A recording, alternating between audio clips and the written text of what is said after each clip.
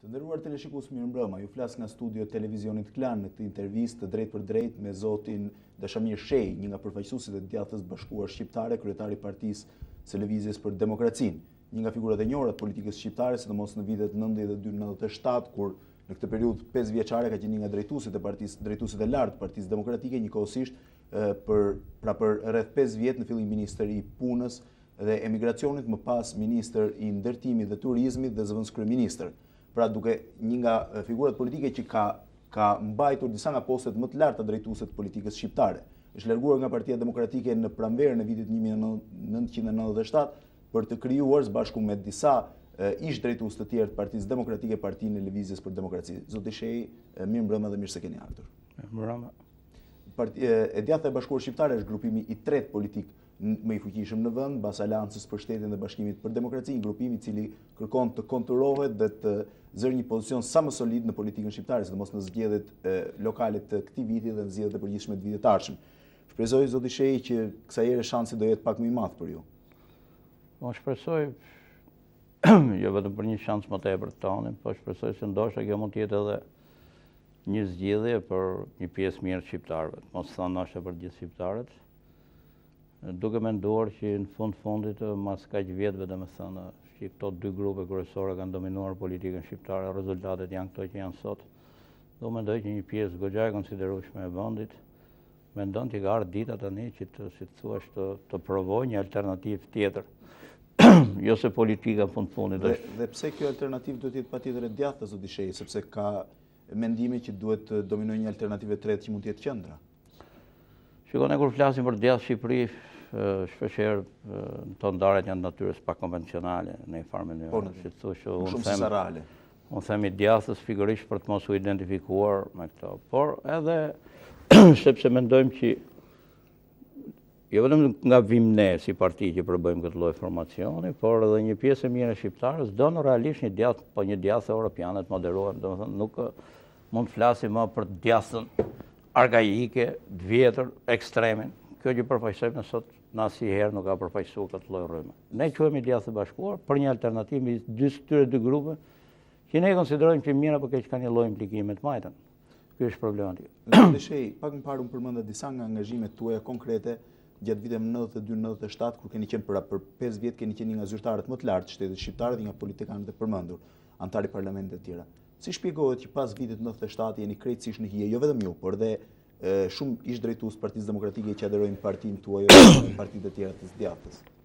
Kjo për dy motive. Për një motiv i cili është klasik i politikës shqiptare, domethënë politika në Shqipëri, mentaliteti i njerëzve, në një farë mënyrë i konsumon njerëzit shumë shpejt. Shumë shqiptarë nuk e kuptojnë që të qenit në politikë, të qenit ish, nuk është mungesë vlerash, është shtim vlerash, domethënë është një eksperiencë më tepër. Kjo e para, dhe e dyta, ndoshta edhe për një zgjidhje tonë, si thosh, personale. Politika shqiptare këto 3 vjet e fundit është dominuar nga këto dy grupe, nga Partia Socialiste dhe Partia Demokratike, me një alternativë agresive deri në fund, e cila nuk kalon hapësirë realisht për tjera të flasin.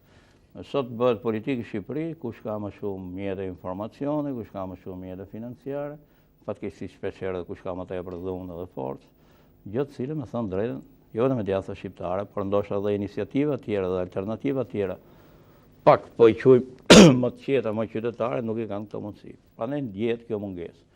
Në qoftë se do të kishe mundësi, domethënë, do të hapesh realisht, edhe do të kishe dëshirë për një alternativë tjetër, padyshim që ne jemi gati ta luajmë funksionin tonë. Do thosh, në politikë nuk le njeri vend bosh, duhet ta fitosh. Sepse si do ta bëni ju, nuk pretendoni që t'ju hapin tjerë dhe t'ju thonë urdhroni këtu. Po ne po themi që të krijohen kushtet minimale për të bërë një politikë reale në Shqipëri. Domethënë mos jetë po kjo politikë e dhunshme që është sot, kush bën më shumë mitingje, kush ka më tepër mjete informacioni, sepse fatkeqësisht dhe media domethënë dominohet nga i krahas nga i krah tjetër. Është thjesht çështje financiare. Zoti Shehi, ka pasur disa komente sipas cilave ju dhe një pjesë e drejtuesve të lartë Partisë Demokratike dhe të shtetit që u larguar në vitin 97 kanë vetur në hije sepse më tepër se sa vetë personalitetit tuaj ju ja dedikoni karrierën Dashamir Berishës. Pra në atë moment që u mbështetët prej tij, patët një lloj stature politike. Në momentin që u larguat prej tij e humbët këtë. Shiko, kjo mund të jetë e vlefshme, edhe nuk them që ka. Edhe këtu brenda kësaj ka një pjesë vërtetës, po do thoj që kjo është plotësisht e vlefshme për ato mas 97 së mbra. Nuk duhet të harrojmë domethënë që njerëzit që filluan politikën dhe ne nuk e kemi filluar në 92-shin kur hypi Berisha në pushtet. Ne e kemi filluar në 90-ën kur u krijoi PD-ja. Është pikërisht brezi i parë, ai që si thosh u ngjit me këmbë të vet, se në atë kohë fatmirësisht apo fatkeqësisht nuk ishte shkallë për të ngjitur politikë dhe gjithsekush ngjitet vetë.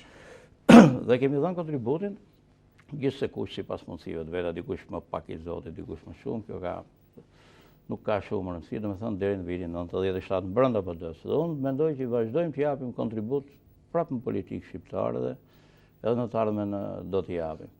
Të mendoj domethënë që njerëzit e asaj kohe i prodhoi Berisha, kjo është pak si absurde, sepse Berisha në fundit që e prodhim vetë i asaj lëvizje i 91-shit i 92-shit. Kështu që më duket e egzageruar. Berisha padyshim që ka sot sponsorizon, ban pjatës edhe personazhe të cilët thënë drejtën në një lojë të neshme politike do ishin fare jashtë asaj. Megjithatë, ka njerëz që mendojnë edhe kështu. Është drejta e qytetarëve ta mendojnë edhe kështu. Kjo tregon që edhe fundit edhe emancipimi politik që kemi si vend, si shoqëri përgjithësi është relativisht i ulët. Kësaj do i pagojmë çmim, të gjithë, edhe ato që vlen dhe ato që s'vlen. Zoti Shehi, përpara sa t'ju pyes për zhvillimet brenda djathtës bashkuar shqiptare dhe shanseve që ju keni për zgjedhjet lokale të këtij viti dhe zgjedhjet e përgjithshme të vitit të ardhshëm, natyrisht edhe për angazhimet lëvizjet brenda kësaj djathte bashkuar, duhet sqaroj një pjesë të karrierës tuaj politike që i takon viteve 92-97. Pak më parë ju shprehet se me agresivitetin e tyre PD-ja dhe PS-ja nuk kanë lejuar hapësirë për një forcë të tretë ose për një grupim të tretë, pavarësisht nëse ky është djathtas apo i qendrës. Po ju, gjatë viteve 92-97, a e keni ndier veten pjesë e këtij agresiviteti? Padyshim, nuk thema që domethënë PD-ja nuk ka pasur një rol predominant edhe në një farë mënyrë, edhe mund të ketë dhënë hapësirë edhe të tjerëve, kjo nuk është. Por unë mendoj që në atë kohë kishte një lloj justifikimi historik. Ne në fundit kemi jetuar në fazën e parë një kohë kur ndroheshin sistemet. Sot jetojmë kur një kohë që nuk ndrohen më sistemet, ndrohen pushtetet. Alternohen qeverisjet, por sistemi është po i njëjti domethënë. Në fund të fundit, 5-6 vjetët e sundimit tonë, po i quajmë, se ndoshta mund të mos jetë fjala më adapte, i kanë shërbyer Shqipërisë për të mirë dhe për të keqe vetë. Si thosh, i kanë shërbyer Shqipërisë për atë pjesë që avancoi, padyshim edhe ka avancuar goxha gjatë asaj periudhe, por edhe për dyshime dhe defektet që afroi, për mungesën e institucioneve, traditës demokratike në këtë mes, gjë e cila, si thosh, duhet evituar në periudhën e dytë. Domethënë, në politikë, në histori, në çfarë do lloj moment ndryshimi, zhvillim, numërimi nuk fillon kur nga zero. Fatkeqësisht ne shqiptarët e rifillojmë me një cikël të mbyllur gjithmonë nga zero. Ne mendojmë që në atë kohë u premtuan 10 gjëra, mundën që u bën 6. Numërimi duhet filloj nga 6 e prapë. Fatkeqësisht numërimi mas vitit 97 fillon prapë nga 1, edhe gjithsekush fillon me numero me sistemin e vet. Prandaj shpeshherë shumë nga këto gjëra trajtohen me këtë lloj plani. Ne e kuptojmë fare mirë që ajo periudhë nuk që më e arta dhe më e lumtur e historisë së Shqipërisë, por pati goxha element pozitiv. Siç e dim fare mirë që pati shumë element negativ. Një nga këto ndoshta ishte që edhe ne vetë nuk lam të rritet, si thosh, në mbyllin tonë një lloj flore tjetër, domethënë më demokratike. Ndër ato që unë do t'i konsideroj përgjegjësi ose avantazhet tuaja, për cilat do t'ju pyesja sot, ka qenë dhe fuqizimi i Berishës dhe krijimi një personaliteti brenda Partisë Demokratike që ishte vështirë të konkurrojë. A ndjeni ju përgjegjësi për krijimin e këtij? Po sigurisht që edhe ne kemi pjesën tonë, domethënë, në krijimin e një imazhi. Kjo për dy anë, një pjesë edhe sepse kemi besuar, e dyta sepse ndoshta një popull i cili vinte gjithmonë nga ideja që duhet të ketë një udhëheqës, një drejtues, do të trashëgohesh edhe në humusin politik shqiptar. Dhe kjo lloj letre duhet luajtur dhe duhet vlerësuar. Sigurisht që është një letër e rrezikshme. Edhe që për Shqipërinë rezultoi negative. Kjo se mund të ishte një personazh tjetër, ku e di unë. Ndoshta Haveli, megjithëse Haveli mund ta prodhojmë vetëm çekët dhe jo shqiptarët, sepse i tillë është realiteti. Padyshim që këtu nuk do të ishim sot për diskutuar për këtë lloj problemesh, por për gjëra të tjera. Historia e Shqipërisë tregoi që ne nuk duhet të ngarkojmë më domethënë me mbi vlera personazhe që jo vetëm si kanë, po edhe sikur po të kishin, është e nevojshme për të edukuar një demokraci tretë, t'ia ulim pak. Zoti Shehi, sidoqoftë, është e vërtetë që Shqipëria nuk ishte një Havel dhe Havelin më përpara se shqiptarët duhet e prodhojnë çekët. Por ka ndodhur disa zhvillime të cilat më pas shihen me një këndvështrim tjetër. Për shembull, në vitin 1992 pas një pjesë e drejtuesve të Partisë Demokratike që kishin merita në themelimin dhe konsolidimin e kësaj partie, u preshtuan nga partia. Dhe ju, ose disa nga antarët e partisë tuaj aktualisht, kanë qenë nga protagonistët për përjashtimin e tyre. Shiko, kjo gjë edhe ka ndodhur, unë nuk kam marrë pjesë, si thush, asnjë në protagonizmin e përjashtimit për natyrën, për bindjen time personale, jo do të thush për orientim grupi. Kjo nuk do të quajë dramën më të madhe, të jemi realist. Në fundit Partia Demokratike më shumë se sa parti ishte një front ku gjithë komponentët antikomunistë shoqërisë shqiptare ishin bashkuar. Dhe gjatë rrugës saj do kishte padyshim rrjedhjet, do kishte edhe momentet e veta, domethënë të divergjencave të brendshme. Në fundit gjithë partitë e mëdha në botë jetojnë mbi korrentet e brendshme. Megjithatë, fondari mund të bëheshin në një mënyrë normale, zoti Shehi, dhe jo në këtë. Jo vetëm që mund të bëheshin në mënyrë normale, mund të evitoheshin fare, qofse ne do të kishim brenda partisë një demokratikë më gjë.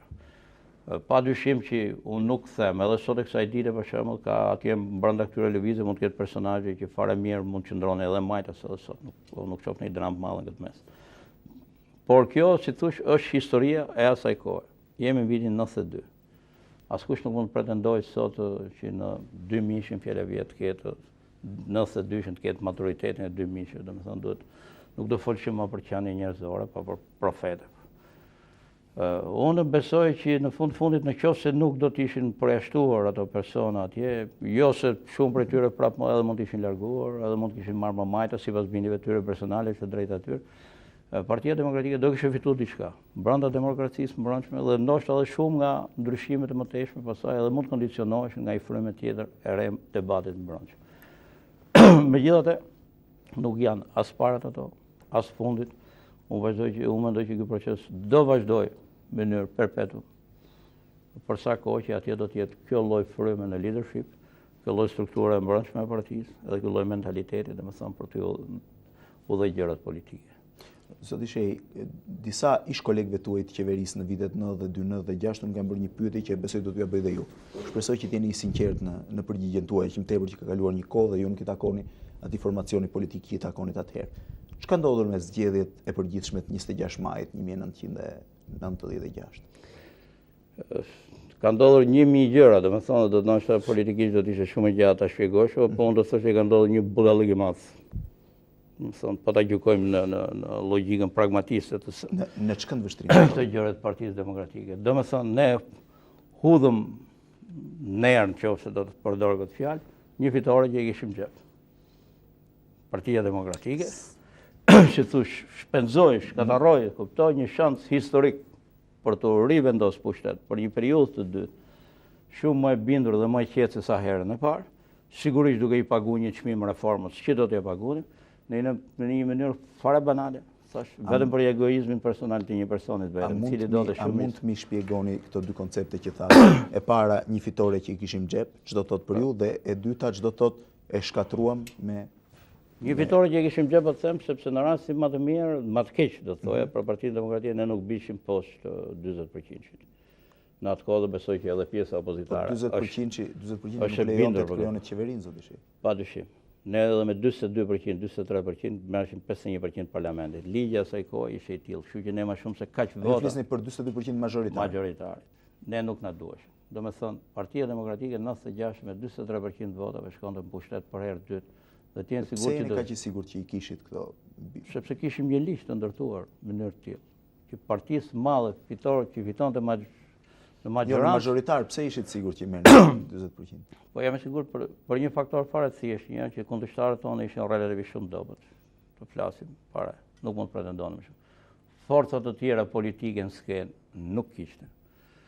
Dhe të shih mirë apo keq, ndoshta në atë kohë mund edhe të mos gjykohesh, po sot mbas kaq vjetëve, fundit gjithë shqiptarët besoj që ata konsiderojnë periudhën relativisht më të mirë, më të qetë për sa i përket rendit, më të mirë ekonomikisht, po ta krahasoj me sot. Besoj edhe ai më fanatiku, domethënë, i pjesës, po e quajmë majt, nuk mund pretendoj, domethënë, se 96-ën ishte më keq se sa jemi sot. Është një realitet, domethënë. Kështu që unë mendoj që një parti e cila ishte në pushtet të ketë nevojë për 43%, edhe të hyjë, domethënë, një konfuzioni të tillë edhe tendencave kot të panevojshme për zvon dyshim një zgjidhje politike. Si ishin këto tendenca? Si Po tendencat është kjo është një gjë që tashmë dihet, domethënë është e kohë ta mohojmë, domethënë që një pjesë e votës në presion, u manipulu, u tentu domethënë që të merresh më tepër se sa meritohesh. Kundërshtari, si thosh, u vu në mënyrë definitive me shpatlla për mohore. Ju lanë shumë pak alternativa, gjë që mund t'i leshin fare mirë. Nuk po them se kundërshtarët tonë ishin engjëj, domethënë e çuan për te, domethënë protestën e tyre për te egzagerimit normal që ka një shtet institucional. Megjithatë kjo krijoi premisat që për herë të parë mbas kaq vjetëve vota në Shqipëri të vesh në dyshim. Kjo për herë të parë mbas kaq vjetëve na vu përpara komunitetit ndërkombëtar si një partner jo serioz, cilët po tentonin lloj manipulimi.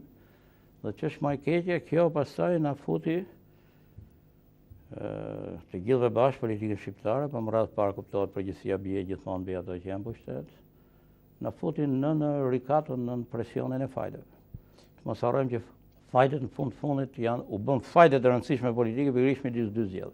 Nga zgjedhjet politike deri ke zgjedhjet. Do t'ju pyes për fajdet, po meqense po qëndroj tek zgjedhjet e 26 majit, a kanë marrë pjesë në favorizimin e Partisë Demokratike, strukturat, policisë, të shikut dhe të tjera? Shiko, unë do thoya që më shumë se sa, si të thush, një organizëm i specializuar, i përhap në mënyrë kapilare në gjithë vendin. Më tepër, domethënë, është entuziazmi, fanatizmi i grupeve ose personave të cilët mendonin që po i shërbenin një kauzë, domethënë, të cilët mund ta quajshin edhe të shenjtë edhe të drejtë, po që fatkeqësisht domethënë e kthym përmes dhe i bën më tepër dëm. Kështu që nuk mund të them domethënë që ka pas një skem, po e quajmë të organizuar cepën cep Shqipërisë për këtë punë. Jo. Tu ka pas raste domethënë që njerëz për të cilët bindja politike, demokracia nuk është në institucion kaq solid dhe kaq i qëndrueshëm. Institucioni i qëndrueshëm është për shqiptarët është pushteti, jo demokracia. Domethënë, institucionet në Shqipëri para se të jenë institucione ligjore, domethënë objekte të ligjit dhe qoftë objekte fizike, duhet të jenë konstitucion mental, domethënë i kombi. Në Shqipëri nuk ka më rrit kjo punë. Pushteti është akoma institucioni vetëm, domethënë mental që ekziston. Atëherë për të shërbyer pushtetit, unë që jam atje, shkoj drejt një egzagerimi, kupton, të abuzës ndaj pushtetit. Shpeshherë kjo lloj abuzët kthehet dhe bëhet një lloj bumerangu politik, siç na ndodhi. Në fakt, drama dhe kriza reale e Partisë Demokratike e institucioneve fillon pas 96. Zoti Shehi, ju jeni shumë qartë për të analizuar një situatë e cila i ka prishur mjaft punë zhvillimeve demokratike në Shqipëri. Por në atë kohë, a nuk ishit mundësinë që ta kundërshtonit këtë që ndodhi? Aq më tepër duke pasur parasysh dhe imazhet e 28 majit, të 2 ditëve më vonë, kur opozita u dhunuan mes sheshit. Shiko, ne brenda partisë gjithnjë ka pas debate dhe fërkime. Tash që të bashkërohen të thosh që ne dolëm kundër kësaj, kjo është një realitet. Ne kemi dashur gjithnjë domethënë që brenda partisë majm maksimumin e unitetit, sepse kemi konsideruar domethënë si diçka që ja blen, domethënë, për të luftuar. Për të mbajtur këtë lloj uniteti, këtë lloj arme po e them që të mos rikthehesh e majtë mbushtetë. Nuk e di se sa e vlefshme do të ishte reagimi brenda partisë në atë kohë, mundet edhe të kishte vlefta, por mendoj që më tepër do të ishte vlefshme, domethënë, sikur kjo periudhë nga midis dy zgjedhjeve kishte shërbyer si refleksion brenda partisë, domethënë, dhe gjente një korrigjim me zgjedhjet lokale, kjo ndoshta do vlete. Kjo ndoshta do vlete. Padyshim që dhunimi i opozitës, rrafja ose këto në shesh kanë bërë efektin e vet, po është pjesa e dukshme e problematikës. Domethënë, Partia Demokratike nuk do lëvizte kurrë nga pushteti, nuk do të ishte shem kurrë, megjithëse ka rraf opozitën në shesh, të jeni të bindur për këtë punë, në qoftë se Partia Demokratike, ato që si thosh kishin dorë në këtë kohë, pushteti nuk do të kishin hyrë kësaj aventurës fajdeve. Aventurës dhe konfrontimit me komunitetin ndërkombëtar. Do t'i kthehem përsëri problemit fajdeve dhe konfrontimit me komunitetin ndërkombëtar, zoti Shehi, po pak më parë ju folet edhe për 28 majin dhe rajën e opozitës që normalisht ishte krejt e panevojshme. Por dhe ju vetë gjatë kohës që ishit zëvendës kryeministër keni pasur një incident me një gazetar në një nga restorantet e Tiranës. Gazetarin e atëhershëm të kohës son Frokçupin. Unë nuk kam pas lloj incidenti me atë zotërinë, unë biles po ta kem këtu do t'i them prapë po ato fjalë. Do me thonë ato idetë që jo e rrafën, jo se rrafën mund duken që jo më duken, po janë një realitet tepër i egzageruar, domethënë banal fare. Megjithatë, është normale që një zëvendës kryeministër të bëj fjalë mes restorantit me një gazetar. Shiko, normale ndoshta nuk është, po unë mendoj që duke pas sensën qytetarit, e kam konsideru gjithnjë më të ndershme dhe më të qetë që edhe njeriu që s'ka as rangun tim, as mundësitë e mia, as origjinën, as kulturën time, ti fol si burr dy fjalë burrash. Si duket këto njerëz janë mësuar me mentalitetin e fshatit ku vin ku zakonisht biehet mas ferrës dhe nuk merret vesh se kush ka ra. Edhe kjo si të thush, sensi i qytetarisë mund quhet edhe ofesë për këtë. Unë nuk kam përdor kur dhunë, as kundër asnjë personit vetë, që nuk kam mjet e dhunë, po dhe në atë kohë që i kish, do të ishte më logjike, shumë ashtu. Besoj që të gjithë mund ta kuptojnë që unë kam pas aq mundësi për të gjetë dy njerëz, për të ofenduar, se ku e di unë, për të dhënu një personazh jo shumë të vlefshëm. Unë që qytetaria ime nuk më lejon. Është më ndashme që unë të vitë them të orët 21 të një ku e di unë, një gënjeshtar ose një mashtrues. Kjo është më e fisme besoj, se sa këto tjerat që mund të ketë mendjen një.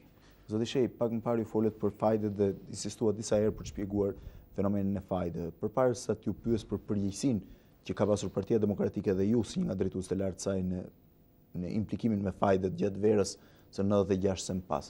Ju vetë, a keni shfrytzuar kompanitë rentiere për fushatën tuaj elektorale? Ja, absolutisht. Edhe kjo është një abuzo kaq e madh. Sepse ka pasur komente për një aferë tuaj me Gjallicën për të shtruar disa nga rrugët e qytetit Vlorës ku ishit deputet. Absolutisht. Ishit kandidat. Për i fakt fare thjesht po e them. Nëse Gjallica do kishte dhënë ca para për shtruar rrugët e Vlorës, unë do t'i pranoj me kënaqësi të madhe. Sepse në fund do të kishte lënë qytetit që i mori para, do të kishte lënë ja dy rrugë. Puna është që unë kam pasur kaq mundësi financiare, domethënë, si zëvendës kryeministri i Shqipërisë, si njeriu i ndërtimeve, sa që nuk isha i zotit, domethënë, ti prisha paratë e buxhetit shtetit në Vlorë. Sigur në Vlorë më kishin emëruar në janar për të bërë fushatën e qershor, jeni sigurt që sot Vlora do kishte një fytyrë tjetër, me asfalte, me trotuare, me energji elektrike. Më çon 2 javë përpara dhe nuk kisha fuqi të prisha paratë e caktuar, si thosh për zëvendës kryeministrit për fushatë. Kështu që nuk kam pas absolutisht, jo vetëm as lloj kontributi nga pala atyre, që të thash në atë kohë do ta prisha edhe me dëshirë, se në fundit po i shërbenin qytetit vet, unë nuk vi nga Tirana, nuk jam. Por, sepse edhe nuk ishte nevojë. Edhe atëherë ishte një realitet fare i panevojshëm, si thosh, që kisha nevojë për tjerë. Dhe a mund të shpjegoni zoti Shehi, cili ishte implikimi i Partisë Demokratike në firmat rentiere? Ose cilat ishin lidhjet mes tyre dhe përgjegjësia e Partisë Demokratike? Do të thënë për lidhjet e natyrës personave të veçantë. Jo, flas për lidhjet si strategji politike. Jo, se po dalin që diku kanë marrë 50.000, diku 30.000 kjo. Unë them kjo. Me qenë se zgjedhjet e 96-s, siç u bën dhe dukshme, domethënë nga komiteti ndërkombëtar. Patën një komponent tepër të madh dyshimi brenda. Për të vërtetuar tani këtë lloj superfitore, për ezempju të qershorit, duheshin shtator të bësh një rikonfirmim politik. Atëherë ky rikonfirmim politik kuptohesh që po të atakohesh firmat piramidale, nuk mund të qëndronte në të njëjtën përqindje. Atëherë ju la dorë lirë. Domethënë politika mbeti peng këto 6 muaj e këtyre 4-5 personazheve të dyshim dhe të rëndomt që vinin për dallë ekonomisë shqiptare. Këto jo vetëm që su pengun, por unë stimulua për të mbajtë në këmbë, domethënë këtë dëshirë po e quajmë, këtë lloj ëndre të marr, fatkeqe, afat shkurtër deri në tetor të vitit për të bërë një rikonfirmim politik. Ky është një gabim banal fare nga ana politike, nga ana ekonomike po nuk diskutohet. Them banal nga ana politike sepse unë jam i bindur, sigur në qershor të 96-s, i vesh fre piramidave, nuk mund ndodhte kjo dram që ndodhi në vitin 97.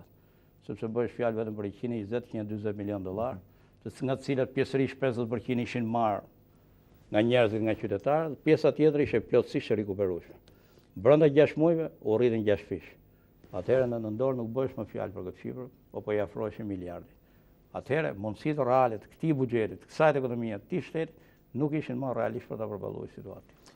Ky është faktori dhe të gjithë politikanët që nuk duan ta pranojnë këtë punë, që ne mbetëm peng i piramidave për 6 muaj më radhë, dhe një pjesë e madhe e kësaj drame u akumulu pikërisht në këtë lloj periudhe, është i gabim, domethënë atëherë mungojmë nga analiza, si thoshë asaj periudhe. Atëherë, përpara se të vazhdojmë me pyetjet e tjera, po kalojmë në një spacio të shkurtër publicitare, besoj që regjia e ka gati dhe do të rikthehemi përsëri për të vazhduar bisedën tonë. Jemi rikthyer përsëri në studio për të vazhduar bisedën me zotin Dashamir Shehi, kryetari i Partisë Lëvizja për Demokracinë, një nga përfaqësuesi të djathtës bashkuar shqiptare, ish zëvendës kryeministër dhe ministër i Partisë Demokratike nga viti 1992 deri në vitin 1996. Zoti Shehi, pak më parë po ju pyesja për përgjegjësitë ose për raportet tuaja gjatë kohës që keni qenë nga drejtuesit e Partisë Demokratike me disa nga zhvillimet në vend, siç ishin fajdet, zgjedhjet, majt, largimet nga Partia Demokratike e tjera. Në fakt, ju vetë, pse u larguat nga Partia Demokratike në 97-ën? Në një moment shumë të vështirë për të. Ne u largum në 97-ën, jo sepse ishe PD-ja në moment të vështirë, por sepse vendi ishe në moment të vështirë. Dhe unë personalisht, dhe gjithë ato që bashkë me më, jo se kishë një udhëheqës unë, po se kemi qenë të gjithë, edhe jemi sot e kësaj dite fatmirësisht, në një plan barabartë. Jemi larguar sepse ato që po drejtonin atë kohë shtetin shqiptar, po futshin shtetin krizë. Nuk është problemi i Partisë Demokratike, po ishte për Partinë Demokratike, për karrierën, po e quajmë partijake. Për hatërmbetjet duhet të ikshim në qershor kur u larguam nga qeveria. Në fakt jemi po të njëjtët njerëz që kemi vazhduar një vit akoma më tepër kontributin brenda partisë dhe zgjedhjet lokale janë bërë po me një leadership si puna jonë, po me këtë grup deputetësh, po me këto personazhe po i quajmë kryesor dhe them ndoshta pa modesti të shtirur, se kemi qenë ne më të rëndësishëm dhe 97-ën se sa ministrat e asaj qeverie. I kishe vetëm 5-6 muaj. U largum sepse në fundit në qoftë se ti që drejton shtetin shqiptar, shkon të më japësh pushkët shqiptarës, shkon të më futesh këtë vend varfër në konflikt me fuqitë më të mëdha ndërkombëtare të botës. Nuk më gjen zgjidhje politike krizës e cila po afron. Fundi politika është arti, është zanati të dalës të keqes përpara, jo të gjumosh të keqes nga mbrapa. Ditën që ka ardhur keqja nuk hyn më në punë politikanët, atëherë marrin dorë policët e ushtarakët dhe mbyllet kjo punë. Zanati jonë është të dalim të keqes përpara. Ne deshim të dalim të keqes përpara që mos mrrit direkt. Ditën që ti e lejon të keqen, nuk merr në konsiderat mendimin tonë. Të thash jo për çështjet e partisë, për çështjet e partisë bukuri ishte mund të rritë kush do, pa rëndësi ka. Por ditën që ti, domethënë mi vë po e zëm zjarrin Shqipërisë, që poshtë përpjet kot në emër pushtetit tatë.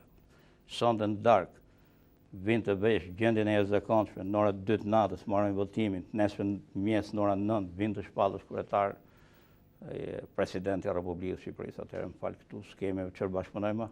Zoti Shehi, më që më kujtuat këtë incident. Ju pak më parë thatë që s'keç bashkëpunon më që nga momenti që Berisha rishpallet president, që kishte shpërndar armët e gjëra të tjera të lloj. Po ju në datën 12 shkurt të vitit 97 keni paraqitur një promemorie në të cilën rendisni të gjitha argumentat tuaja për daljen nga kriza dhe për frenimin e rënies shpejt të vendit. Si shpjegohet fakti që ndërsa në 12 shkurt ju jeni shprehur kundër Berishës, është një platformë e hapur kundër programit të tij, dhe në datën 3 mars keni votuar që ai të rizgjidhej president. Aq më tepër kur konsideroni një akt gabuar. Po shiko. Ne pikërisht prandaj themi që ne kemi dashur të dalim të keqës përpara dhe për këtë punë kemi marrë qendrimin ton para se të largohemi. Domethënë promemoria është bërë brenda gjithë strukturave të partisë. Dhe ishte si thosh pjesa e fundit e një pjesë të lutme brenda strukturave të partisë. Domethënë brenda kryesisë së partisë Këshillit Kombëtar kishte një grup fort opozitar i cili që nga dhjetori i 96-s deri në shkurt ka vazhduar të bëjë luftë me vet. Derisa mbreti të organizojë në këtë po e quajmë dokument politik që është promemoria. Tash ne zotëri po i drejtohemi Këshillit Kombëtar, strukturave të shtetit që ishin të asaj kohe me këto 7 pika, që besoj po të lexosh nuk kanë absolutisht asnjë lloj herezie brenda, po tentojnë se si mund të ruhen më radh para institucionet shqiptare dhe si mund të ruhet në radhë të dytë të qenit e qendrës djathtë në pushtet. Këto janë dy elemente kryesorë për mua. Tani, për sa i përket zgjedhjes presidentit, edhe kjo është një prallë e veshur, domethënë kot nga njerëzit që nuk është vërtet që kanë votuar njerëzit për Berishë. Ka pasur vetëm një vot kundër, që ka qenë zonjës Ariana Nati. Jo, vota sapër ka qenë zyrtare dhe ka qenë e imja, nuk është. Po megjithatë ka për paktën për mi 11 vota të cilat janë abstenime dhe kundër. Si të gjithë votimet. Paktën zyrtarisht vetëm një është deklaruar kundër. Ja, po të pyetë zyrtarisht është kjo që po them unë. Pse? Sepse pikërisht për të mbuluar, domethënë, ideja që këtu ka një grup opozitar ka brenda, u deklaru kjo lloj vote. Në fund të fundit ajo votë më kishte një vlerë relativisht shumë vogël. Po të papërfillshme. Po bëhesh pa opozitën brenda, ishte një gjest politik. Një gjest politik, dhe gjest politik në cilën ky grup e ka luajtur në një farë mënyrë. Kjo është e para, që thoshë vërteta. Tash të vërtetat Shqipërisë të letrave të dokumenteve kam frikë që kur s'ka për dalë në herë, megjithatë kjo është e vërteta ime që ti po ma kërko dhe unë po ta tregoj. E dyta punës. Në fund të fundit, po e them në qoftë se ishte bërë kjo lloj zgjedhje që Berisha duhet të rrinte president dhe në atë moment nuk kishte më njëri tjetër, unë nuk do ta shifsha edhe fund të botës, edhe në qoftë se rrinte Berisha. Qoftë se Berisha do të rrihesh nga aktiviteti politik. Ishin zgjedhjet e dyta politike, do të bënte atë që po e quajmë babai i Shqipërisë, siç duhet bëjë normalisht një president. Duhet të rrihesh në kufirin e vet konstitucional, për paktën për atë lloj kushtetuese që kishin atë kohë, dhe të lënde hapësirë partive, forcave të tjera të lutë, ky nuk do të ishte fare fundi i botës. Do të ishte një zgjedhje pak a shumë normale, sepse në fund alternativë tjetër presidenciale në atë kohë nuk kishte. Ky është realitet. Kështu ta shfrytëzosh sot idenë që ju keni votuar për mua dhe kam brapa këto janë tradhti, këto janë budallike. Sot s'kam vlef më. Ju e përmendët fakt pak më parë, po atë dyshosh fakti që ndër emrat e atyre që kanë firmosur këtë promemorje kundër programit zyrtar të Partisë Demokratike ose atij programi që po përcaktonte Partia Demokratike, kanë qenë ish ministra që i kishin humbur postet e tyre në qershor 96-s. Edhe kjo është një banalitet, domethënë, para i pavlesh. Unë po i themi që aty brenda ka ish ministra, aty po rreshtohet bitën timin parën që s'kishin më post në 97, padyshim. Por kishte ministra që ishin aktualisht ministra, siç ishte zoti Vrioli, siç ishte zoja Arlinda Keqi. Këto ishin ministra, ditën që kanë firmosur promemorjen. Këto janë qeveria e dytë, janë në 96 deri në 97.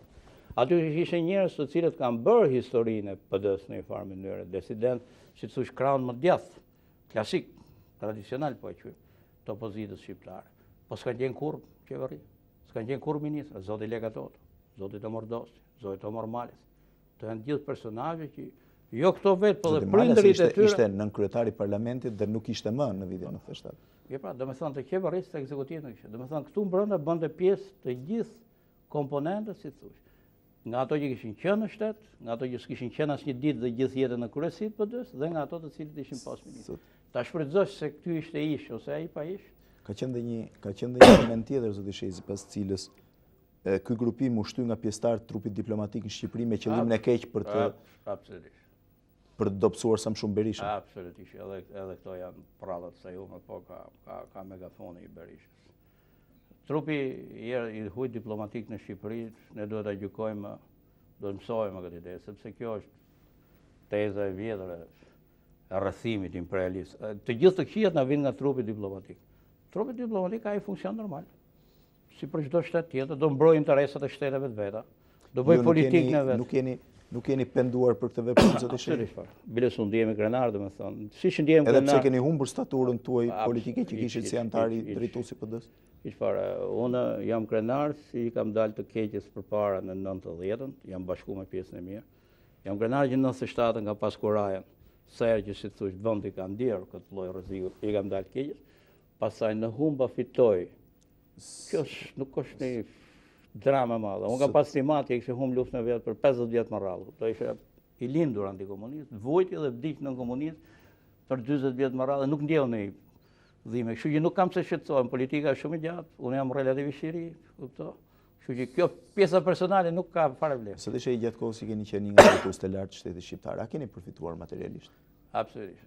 Biles ka më keq që ka pasur një deklaratë ose të paktën kishte një publikim në shtypin e Partisë Demokratike sipas cilit ju keni një apartament për rreth 420 metër katror. Unë do të isha shumë i lumtur po ta kisha. Do të isha njeriu më i lumtur në Tiranë, fatkeqësisht nuk e kam. Jo fatkeqësisht se kam. A jeni sigurt që edhe nuk e keni pasur dhe e keni shitur ose diçka? Jo, ja kam dhe letrën në xhep. Që nga ajo ditë kam filluar të maj.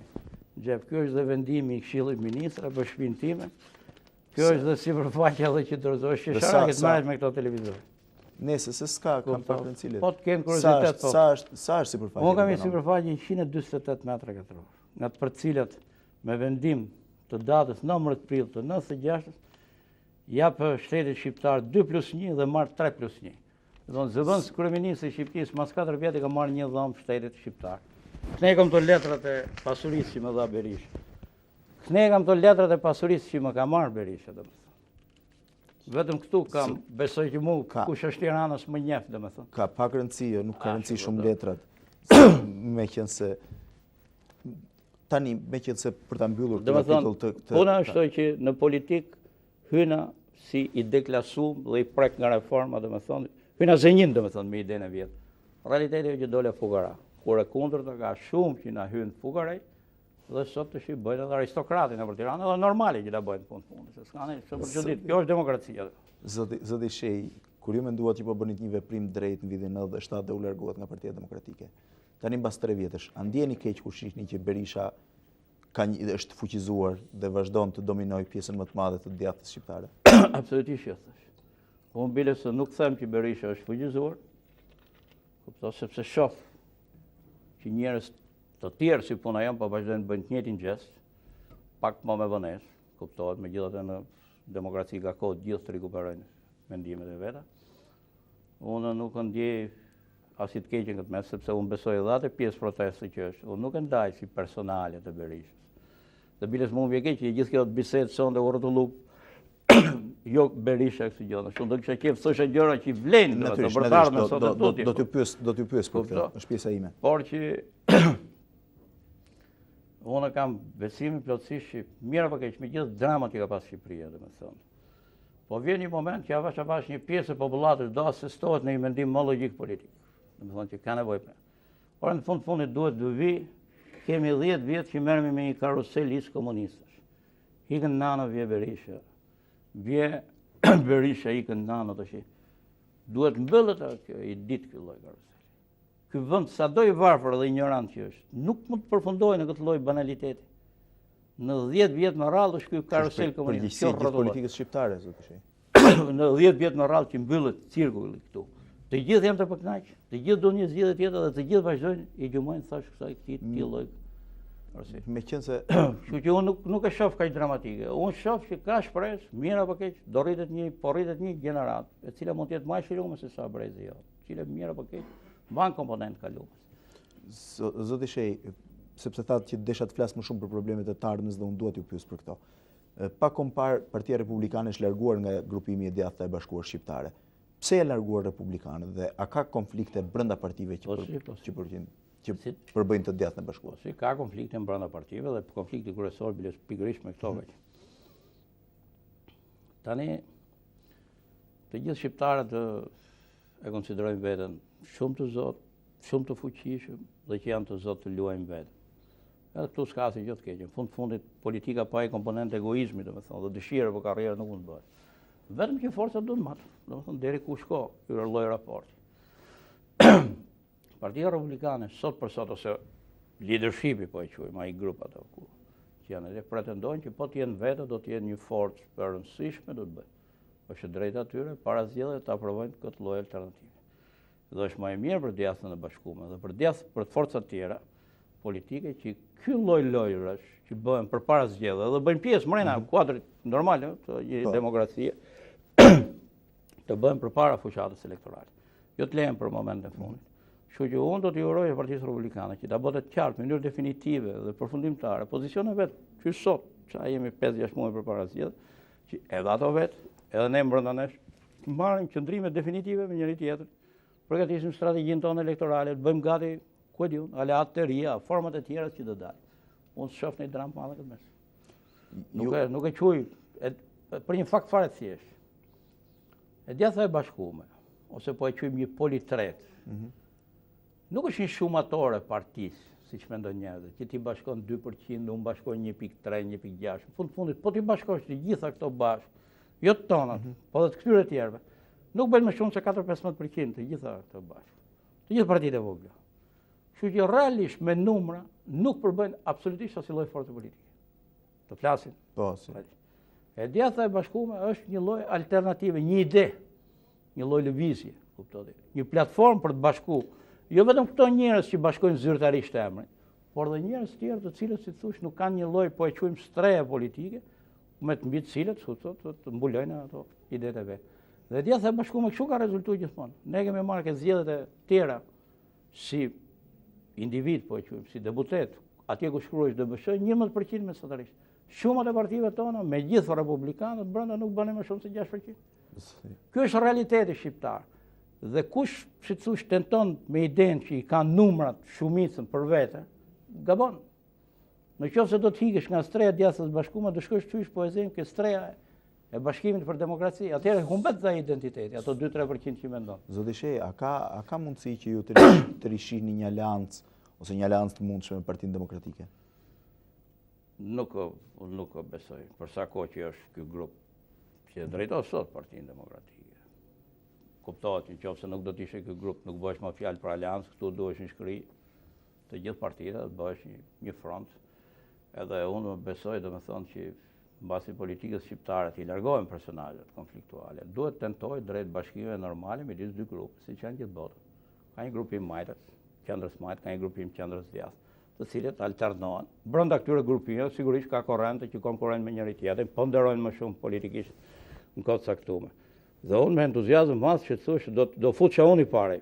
Në fund historia jonë politika dhe që folim përpara është e gjitha brenda Partisë Demokratike. Do bashkohesh me entuziazëm. Fatkeqësisht, ma të lloj partie që sot nuk kam absolutisht asnjë dëshirë, sepse nga ajo parti që dolim nga dera, nuk kemi se hym nga pengjera. Ju thatë pak më parë që po rishikoni mundësitë e ribashkimeve ose të ridimensionimit të aleancave brenda djathtës bashkuar shqiptare. Çfarë keni parasysh me këtë? A ka mundësi që një forcë tjetër politike? Jo, djathtës bashkuar shqiptare, por ne do të donim një herë, për ne që kemi dalë nga PD-ja, si thuaj, dëshira më e madhe do të ishte që kishte mundësi që të gjithë forcat të cilët, si thush, kanë luajtur rolin e disidentës, kush ka pas mundësi të organizohet në formë partie, kush jo, të kenë mundësi të rigrupohen në një alternativë tjetër. Përfshin kjo dhe të moderuarit? Po si, absolutisht. Pse jo? Fundit, edhe ky është një komponent, si thush, një grupim që jemi brenda të njëjtës rrjedh, brenda të njëjtës logjik, në të cilën mbrim fatkeqësisht në etapa të ndryshme. A ka pasur tentativa për një rigrupim? Kemi pas edhe vazhdojmë. Kemi edhe, thash, ne në këtë mes jemi gjithmonë të hapur dhe kemi luajtur rolin. Nuk ju pengon fakti që kanë qenë pikërisht këta të moderuar, siç deklarojnë sot, që kanë kontribuar për largimin tuaj nga PD-ja në 97? Shiko, në qoftë se do të vazhdojmë, si thush, gjithmonë me këtë logjikë në thjeshtë, tim kesha mu përpara dhe si ajo punët të zopit. Nuk ka vleftë. Njerëzit e cilët mendoj që ka mbrit një maturim caktuar politik dhe eksperiencë. Vjen një moment i caktuar që janë në gjendje të i ka përcejnë edhe gardhet e kësaj lloji natyre. Domethënë që në fundit në faza të ndryshme të politikës tyre 10 vjetëve kemi marrë pozicione ndryshme për gjëra të ndryshme. Por ama esenciale është që jemi të gjithë njerëz të ardhur nga një histori e përbashkët politike. Kemi të gjithë njerëz, si të thushë, kemi të majtën si opozitarë politikë, nëse do të tentojmë pushtetin, duhet që të shkojmë kundër kësaj të majtë dhe të jemi sa më shumë për të pas mundësi për ta rrëzuar, kupto? Kështu që unë besoj që këtu janë të gjithë presupostët që këto njerëz të bashkohen. Thash përveç atyre njerëzve që për ego personale, për dobësi personale nuk janë gjendje ta ka përcejnë këtë. Zoti Shehi, si mund bëhet ky bashkëpunim kur moderuarit deklarojnë që janë pjesë e PD-s dhe nuk largohen prej andej, ndërsa ju jeni pjesë jashtë PD-s dhe nuk doni të bashkoheni me të? Shiko, unë mendoj që ka prapë edhe këtu në këtë mes ka mjaft të forma bashkëpunimi dhe fundit kjo është fillimi i rrugës. Unë do ta quaja fund në rrugës mbas zgjedhjeve lokale. Keni shpresë të fitoni diçka? Po si. Do ta keni një kandidat për Bashkinë e Tiranës? Po si, padyshim. Cili është, a mund ta deklaroni? Nuk, është shumë shpejt për të deklaruar. Kemi edhe 6 muaj kohë përpara. Në qoftë se unë do t'i vesha gishin i emrit, do t'ja vesha padyshim Brojkës, për shembull. I cili ka deklaruar që nuk do të kandidojë më. Politika është e gjatë, ka kohë për të menduar në fundit. Edhe kjo shpeshherë në Shqipëri ne më shumë se sa programi, idetë, na interesojnë emrat e personazheve. Krijohen me personazhet, siç janë krijuar, këto që sot mushin televizionet, ndoshta deri dje par djes nuk e kanë ditë ç'është politika fare. Kupto. Ne kemi 6 muaj kohë për të bashkëpunuar, për të marrë zgjedhjet lokale me alternativë për të hyrë mes Partisë Socialiste edhe grupit Berishës. Zoti Shehi, largimi i Partisë Republikane, a mendoni që i ka hequr djathtës bashkuar një nga kartat më të forta të saj, karta e pronave? Absolutisht. Po që për pronat fundit ka partia dhe më të vjetra brenda kësaj historie, është partia e djathtë demokratike e zotit Kalakulla që fillim fare. Pastaj çështja e pronave nuk është hipoteke një partie ose një person. Megjithatë ata e kanë mbrojtur më shumë këtë. Ata kanë marrë flamurin e mbrojtësit të problemit pronave. Shikoj, çdo parti ose grupim ka gjetë nga një flamur, si të thosh, të vogël për të pas një temë identiteti. Ku di unë ai tjetri ka gjetë flamurin e mbretit. kupto. Ky tjetri të pronave. Realiteti politik është çik më ndryshe. Ndaç puna e kushtetutës, ndaç e mbretit, ndaç e dënimit me vdekje, ndaç 1000 gjëra tjera. Zgjedhen në fund të fundit me një platformë politike e cila çon një forcë pushtet. Nuk zgjidhen pjesët, si thosh, brenda një muri, nuk bëhet me i tull, duhen të gjitha këto. Partia Republikane ka meritën e vet në këtë fushë. Padyshim, edhe mund, po ky flamur nuk është se po e tund për herë të parë Partia Republikane. E ka tunë dhe në 96 dhe përpara, dhe rezultatet janë minimale. Kjo tregoj që nuk mjaftoka vetëm çështja e pronave, ose çështja e pronave nuk është hipoteke një parti. Më fal, kush parti del sot kundër pronave? Asnjëherë. Të gjithë po t'i pyetësh, edhe socialistët që ja kanë marrë pronat tjerëve, thonë, po t'i pyetësh për pronat, po si më thotë prona pronane. Që nuk është kjo ne. Zoti Shehi, sa përqind mendoni që mund të arrini në zgjedhjet e ardhshme? Varet sa do të jetë grupi, thash, hargu mbi cilin do bashkohem. Ky forum, nëse këtu do të bashkohen, si thosh, pjesa të gjitha e vjedhra BD-s, bashkë me partitë e djathtës bashkuar, padyshim që këtu jemi, domethënë, në qytetet kryesore do të kontojmë. Zoti Shehi, me se merreni aktualisht? Spesoj një pjesë e madhe e shikuesve mbase nuk din asgjë më për të ardhmen tuaj pas vitit 97. Unë merrem me studime ekonomike dhe sociale. Ky është profesioni im i vjetër me të cilin e marr, ekonomist jam me diplomë. Kemi një qendër studimesh ekonomike. Kjo është, si thosh, profesioni me të cilin japim. Dhe shpresoni që do keni mundësi që të merreni përsëri me politikë? Po, nuk kam aq dorë politikë. Nuk kam aq dorë. Mos e që është dorë është njëra gjë dhe të kesh mundësi është gjëja tjetër, zoti Shehi. Jo, tash politika në fundit ne kur i hym nuk është se kishim ndonjë profesion, ndonjë diplomë politikan. Po nëse mas kaq vjetësh politik dikush, si thosh, duhet ta, nëse do kishin në universitet për datë diploma, të paktën ja 30-40 do na kishin dalë dhe unë nuk do kisha një klasë. Unë politikën e kam quajtur mision, pasion timin personal, dëshirë, kupto. Edhe besoj që sa kohë që jam akoma, si thosh, i ri dhe do kem fuqi, do ta bëj. Do ta bëj dhe kush rri me shpresën që po largohem, po hiki, do t'i liroj rrugë. Unë do rri këtu dhe bashkë me ato njerëz që mendojnë si unë do vazhdoj po t'jeni në rrugë që kemi ne. Dhe nuk kemi ndërmend fare as thyemi as largohemi. Biles unë jam optimist në një farë mënyrë. Duket si që sharake në këtë kohë rrëmues dhe turbullirash, po jam optimist. T'ju bëj dhe dy pyetje të fundit fakt që kanë. A mendoni që dialekti, në mënyrë se si flisni ju, dialekti i Tiranës ju ka prishur punë në prezantimin politik? Absolutisht. Nuk mendoj kurrë. Unë jam krenar që jam Tiranës, s'ka si gjë për të fliq këtu. Jo, nuk po e them për këtë, flas në mënyrën komunikative, duhet që një dialekt. Nuk e besoj, unë thema që në një farë mënyrë kam edhe një lloj arme kjo punë. Pastaj ky nuk është më dialekti i Tiranës, kjo që flas. Ky është slang urban qytetar. Po të dalim ke kafe për jashtë, kështu si unë flasin dhe ato që kanë lindur në Gjirokastër ose në Shkodër. Ky është slangu i këtij. I kësaj zone këtu, unë nuk shoh asgjë të keqe. Plus që thash, ma nuk është puna, unë di edhe gjuhë të huaja dhe të gjithë dialektet e Shqipës mund t'i flas shumë. Po nuk e quaj domethënë do të më vite keq po të hisha dorë. Apo quaj pjesë të identitetit tim personal. Zoti Shehi, pyetja e fundit. Ju thatë pak më parë kur po flisni për babain tuaj, që ai luftoi 40 vjet me komunizmin, mbasi e kishte humbur në të vërtetë luftën e tij. A keni frikë se mund ta humbni dhe ju luftën me politikën? Unë e kam filluar fatmirësisht që në fillim e kam fituar një pjesë luftës. Jetojmë në një shtet ku të paktën e drejta, domethënë fjalë e lirë mund thuhet. Pastaj se sa dëgohet, kjo është një realitet tjetër. Domethënë që unë nuk kam çertuar. Plus që do të thash kjo punë sa ka filluar. Kemi 10 vjet vetëm demokraci, do na duan të paktën, ku e di unë. Edhe gjenerat tjetër për të mërrit atje ku kishim qef, domethënë në 10 orë të mërrit. Mendom që ishte një ëndër e shkurtër dhe e bukur. Në fakt është një realitet i gjatë dhe i hidhur. Atëherë më mbetet t'ju falenderoj që ishit prezent në studion e tvklanit dhe shpresoj që në fushatën e ardhshme elektorale, në fushatën e zgjedhjeve lokale do të jeni përsëri i pranishëm këtu për të mbrojtur kandidaturën e djathtës bashkuar shqiptare. Faleminderit. Faleminderit atëherë dhe ju të nderuar teleshikues nga studio e tvklanit, pasi keni ndjekur këtë intervistë drejt për drejt me zotin Dashamir Shehi, ju uroj natën e mirë dhe mirupafshim të hënë ardhshme. Natën e mirë.